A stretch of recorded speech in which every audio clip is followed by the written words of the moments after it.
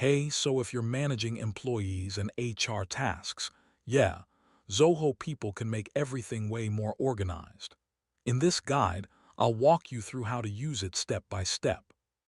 Alright, first, log into your Zoho account and open Zoho People from your app's dashboard.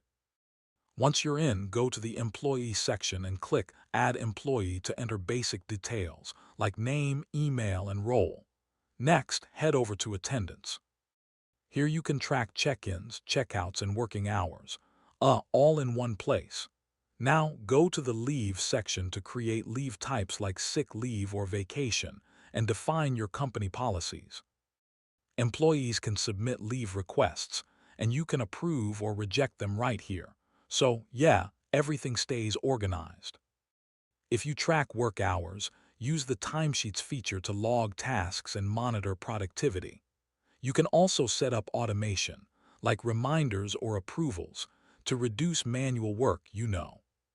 Finally, use the Reports section to get insights into attendance, leave, and employee performance.